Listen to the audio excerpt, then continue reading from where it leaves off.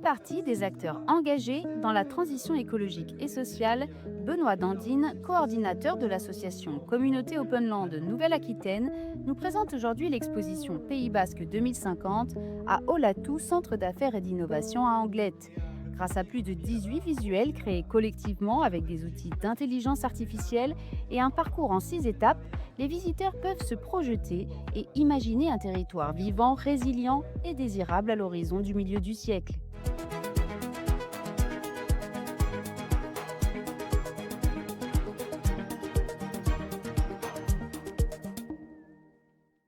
En 30 secondes, vous échangez avec la personne d'à côté. C'est quoi pour vous la prospective? Parce que c'est une exposition de prospective. Allez-y, soyez pas timide. Donc on a créé un projet qui s'appelle Pays Basque 2050, qui avait pour but de montrer à quoi pouvait concrètement ressembler le Pays Basque en 2050 si on réussit la transition écologique et sociale. Du coup, on a commencé par des ateliers où on a proposé aux citoyens de venir imaginer leur quotidien, leur ville, leur quartier, leur métier. Et nous, on les challengeait avec la notion de régénération. Voilà, donc vous pouvez vous approcher un petit peu. On va avoir le premier visuel. Donc ça, c'est le centre commercial Ahmed Sando en 2050.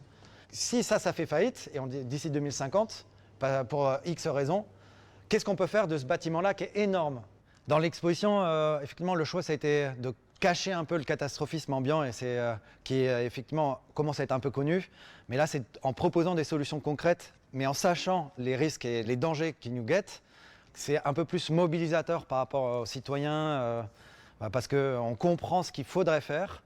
Ça, c'est la première partie de l'exposition. La deuxième partie, on a les métiers qui fabriquent le futur. On voulait montrer aux jeunes qui cherchent des métiers qui ont du sens, quels métiers ils peuvent faire avec des gens qui existent aujourd'hui, voir leur diplôme, leur parcours, leur métier. La troisième, c'est on dit qu'il y a 30% des métiers qui n'existent pas encore. Nous, on en propose 28 pour le territoire, pour le collectif, pour le vivant. La quatrième étape de l'exposition, c'est un jardin qu'on voit derrière moi, qui est un peu le jardin du futur. Et la dernière étape de l'exposition, c'est venir au centre. On a créé une agora en s'inspirant de la Grèce, où on vient à réapprendre, à discuter. On doit s'écouter, on peut être pas d'accord, on peut changer d'avis aussi, c'est possible. Sachant qu'à la fin aussi, on a les élections municipales et que le futur du territoire dépend des personnes qui seront dans les mairies du territoire. Donc il faut que les gens aillent voter pour que, ensemble, d'ici 2050, on ait des projets concrets. On a des leviers d'action locaux sur lesquels on peut agir et c'est ça qu'on voulait transmettre avec cette exposition. Je suis venue découvrir l'exposition Pays Basque 2050. J'étais curieuse de voir qu'est-ce qui avait été pensé pour le Pays Basque, pour la région. Et je suis très agréablement surprise de cette exposition parce que ça pose des problématiques du territoire, mais surtout ça apporte des réponses.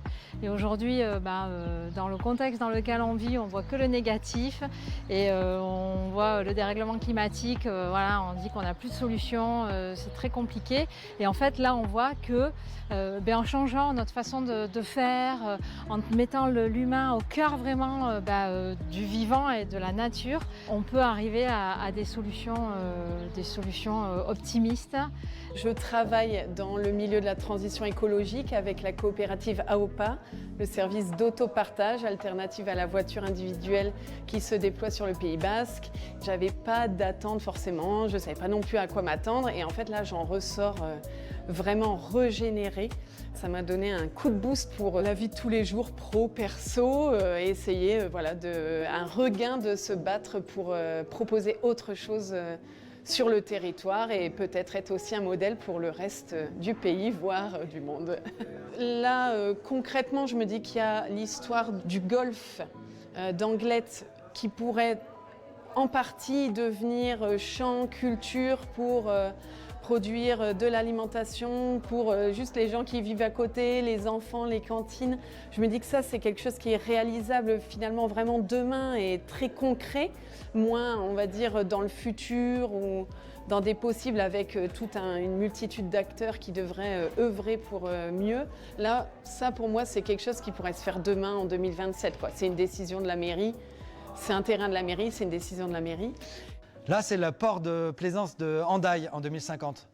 Aujourd'hui, je ne sais pas si vous savez, mais un bateau de plaisance, en moyenne, c'est utilisé 5 jours par an. 5 jours.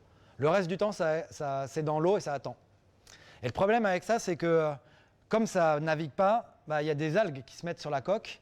Et du coup, régulièrement, il faut les retirer de l'eau, les nettoyer au Karcher et mettre un produit chimique pour éviter qu'il y ait des algues qui reviennent. Et ces produits chimiques, bien sûr, ils sont dangereux pour l'environnement. Et on pourrait décider ensemble, parce que cet endroit-là appartient au département, donc appartient à nous. On pourrait dire, tiens, on vous autorise à des nouveaux métiers qui réparent la planète, une autorisation temporaire d'occupation de cet espace public pour le temps d'expérimenter, de valider un modèle économique, justement, de régénération des écosystèmes sous-marins. Prochain projet, on a ce qui nous motive, donc, c'est la régénération du vivant, et on va expérimenter à la fois des micro-bassins écosystèmes pour lutter de manière naturelle contre les moustiques qui envahissent nos villes. Et pourquoi ils envahissent nos villes, c'est qu'il n'y a plus les prédateurs naturels des moustiques. Et on va même faire une nurserie expérimentale parce qu'il n'y a plus assez de ces insectes-là sur notre territoire et qu'on mettra à disposition des citoyens pour qu'ils puissent contribuer, que chacun puisse contribuer à remettre du vivant dans les villes et lutter aussi contre le déséquilibre actuel des moustiques parce qu'il y en a trop. Et il y en a trop, pourquoi? Parce qu'il n'y a plus de prédateurs. Des moustiques sont autour de l'eau. On a les notonecs, les gyris, les ditiques, les girins et les libellules. Et eux, ils passent leur temps à bouffer des moustiques.